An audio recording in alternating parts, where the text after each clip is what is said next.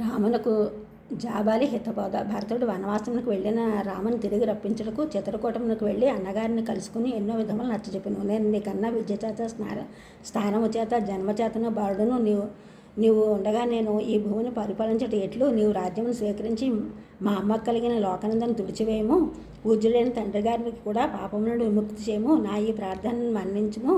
కాని ఎడల నువ్వు అడవులకే పోదని నేను కూడా నీతోడినే వచ్చేదను. రాముడు భరతునికి ఇట్లు సమాధానం చెప్పాను. కుమార, నాయనగారు మీ అమ్మను పెండ్లియాడు సందర్భమున ఆమె కలిగడు కుమారునికి రాజ్యం ఎత్తునని మీ తాతగారితో ఒప్పందం చేసుకుని మీ అమ్మను భార్యగా పొందిను. ఆ కారణమున రాజ్యం నీకే సంక్రమించవలసిందే. అంతేకాదు దేవాసురు సంగ్రామమునందు మీ అమ్మ ఆయన వెంట ఉండే ఆపత్సమయమున ఎంతో సేవ చేసాను. అందుకే ఆయన సంతోషించి ఆమెకు 2 వరములు నొసగిను. అందులో నన్ను 14 వత్సరములు అరణ్యమును ఉండవలనను నీవు కూడా ఆ వరదానమును మన్నించి పట్టాభిషేకం చేసుకుని ఆయనను సత్యవాదిని కావింపవలసి ఉన్నది. వత్స, నా కొరకను నీవు రాజ్యమును స్వీకరించి తండ్రి గారిని రుణ విముక్తిని గావించి రక్షింపుము.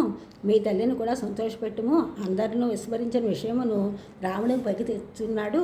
రాజ్యశుల్కం విషయం చాలామందికి తెలియదు. రాజునకు సంతానము లేనప్పుడు ఇచ్చిన వాగ్దానము ఆవిడచే అది ఇప్పుడు రాజునకు సంతానము కలిగి రాముడు జ్యేష్ఠుడిగా అయినప్పుడు కైక కొడుకు తమ్ముడిగా జన్మించిన తర్వాత జ్యేష్ఠుడే రాజు కావలసిన ధర్మము చేత ఆ ధర్మము నిస్సారమైనదని వశిష్ఠాదులు తలచి ఉండవచ్చును. అది నిస్సారమైనను 2 పర్యాయములు కైకచే ప్రాణరక్షణ పొంది ఆమెకు వరములను ఇచ్చిన దశరథుడు ఆమెకు రుణపడి ఉండినట్టు మాత్రము సారవంతమైనదే. ఆ రుణము నుండి తండ్రిని విముక్తిని చేసినప్పుడు ఆయనకు సుగతులు కలిగిన రాముని అభిప్రాయము. భరతుడు రాముని మాటకు సమాధానము చెప్పాక నిర్వేదముతో నుండెను.